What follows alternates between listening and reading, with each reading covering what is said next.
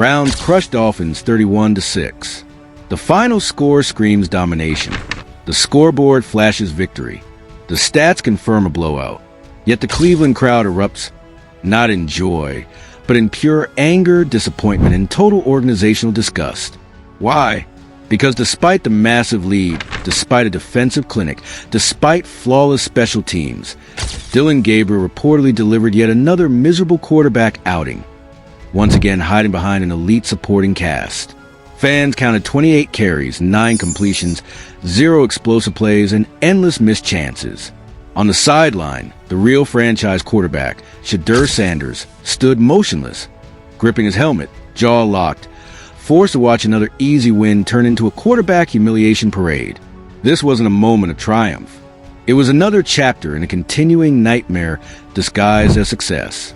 Twitter detonated instantly. Within minutes of the final whistle, Browns fans launched digital warfare, ripping into Gabriel, slamming Stefanski's quarterback loyalty, and demanding immediate change.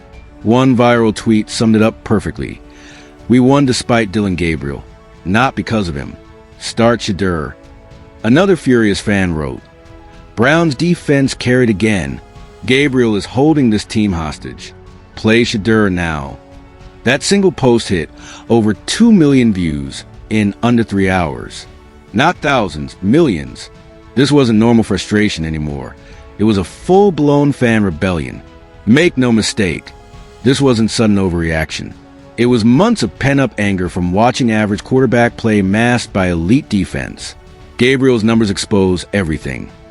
14 for 27, 147 yards, 0 touchdowns, endless checkdowns, terrified to throw beyond 15 yards. His longest completion? A weak 12-yard crossing route. Meanwhile, Miami's depleted secondary begged for deep shots. Gabriel ignored every chance, opting for dump-offs that murdered rhythm and wasted another dominant defensive showcase. The memes came instantly. Fans creating brutal highlight reels of Gabriel missing wide-open receivers, freezing in clean pockets, tossing hospital balls, and endangering teammates.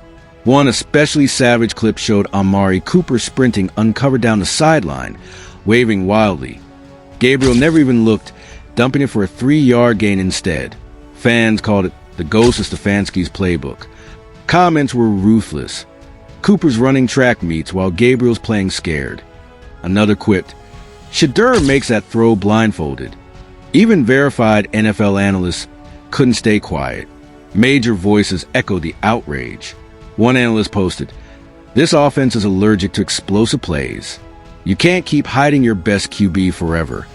Another wrote, "Gabriel completed 50% against the worst secondary in football. Imagine what SHEDEUR does with these weapons." These weren't random fans. They were respected professionals publicly calling out incompetence. And that's where things turned nuclear. Inside, reports reveal the locker room is fracturing. Multiple veterans allegedly voiced frustration over the quarterback situation. One offensive lineman supposedly said in private, "We win big, but SHEDEUR never gets a shot. Come on, man." Another veteran reportedly told teammates, "Defense is balling out. Gabriel's scared. Something's got to change." Those whispers are spreading fast. Throughout the facility, tension spreads quietly, creating an uncomfortable divide that no one dares address publicly. The defensive players are especially furious. They're executing their assignments flawlessly, crushing opposing offenses, forcing turnovers, gifting the offense short fields, and then watching Dillon Gabriel waste it all through timid play calling, misreads, and zero aggression. One defensive back allegedly vented to friends, "We hold them to 6 points, and the offense barely scores 30 against a practice squad secondary. That's embarrassing." The gap between elite defense and mediocre offense has become unbearable. The national media seized on the chaos instantly. On Monday morning, First Take tackled the crisis head-on. Shannon Sharpe shredded Stefanski's quarterback choices. You got SHEDEUR Sanders sitting there. The kid's got leadership, accuracy, swag, and you're forcing Dillon Gabriel down people's throats like he's prime Brady. Stop it. That's coaching ego at its finest. Stephen A. Smith echoed him furiously. Cleveland's defense is championship level. Their quarterback situation? A disaster. Play the better player already. Over on Undisputed, Skip Bayless questions Stefanski's future. Warning: Kevin's blind loyalty to Gabriel will cost him everything. Fans want change. Players want change. The only man refusing reality? The head coach. Even Cleveland's local reporters, once cautious and polite, are now publicly questioning the team's quarterback evaluations, hinting at deeper dysfunction inside the organization. Social media erupted. Hashtag #FreeShEDEUR trended nationwide by Sunday night, racking up over 500,000 tweets in hours. Hashtag #FireStefanski joined it within minutes. Fans began posting brutal comparisons. SHEDEUR's college highlight reels next to Gabriel's NFL lowlights. The contrast was savage. SHEDEUR firing lasers, dropping dimes, making magic look easy. Gabriel panicking, dumping short passes, looking terrified. Fan pages turned into organized protests. Graphic designers built mock depth charts with SHEDEUR listed QB1. Video editors started splicing SHEDEUR's face onto Brown's uniforms, creating an imagined world where the right quarterback finally started. Even podcasters joined the movement. One popular Cleveland show dropped an emergency episode titled, "We're wasting a championship defense on backup-level quarterbacking." Another went viral with the headline, "The SHEDEUR-Sanders hostage situation continues." On Reddit, fans dissected every Gabriel throw, calculating missed opportunities and expected points lost through fear-based play. The analytics community piled on too, releasing brutal data. Gabriel's completion percentage over expectation, minus 8.2%. His average depth of target, the lowest among qualified starters.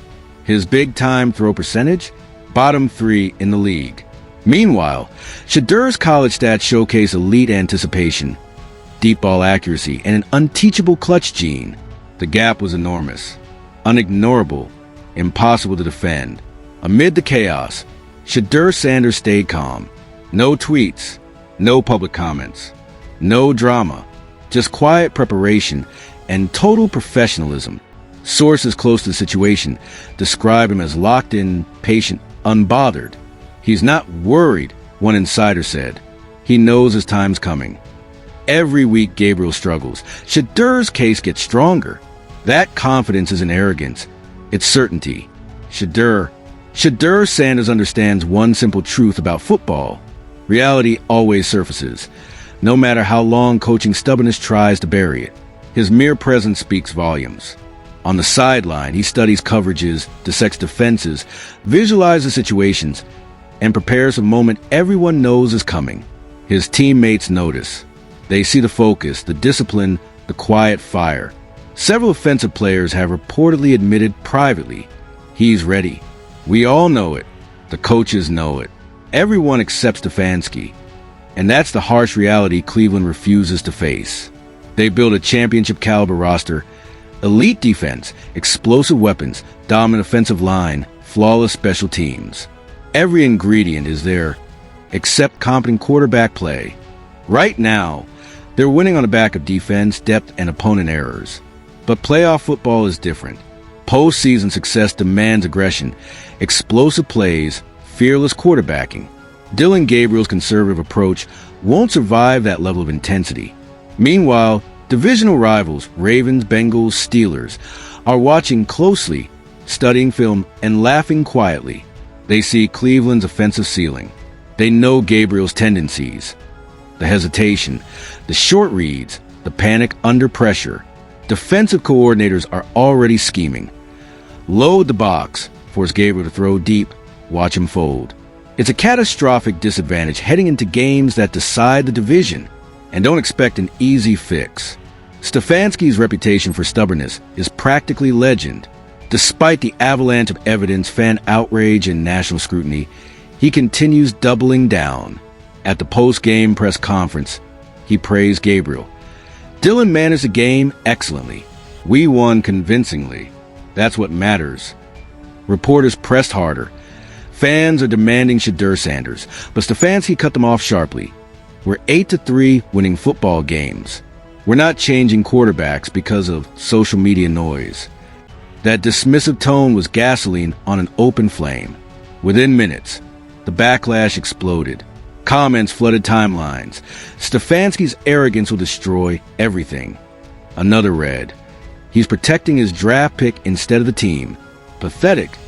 The trust between coaching staff and fans is collapsing in real time. The pressure is suffocating.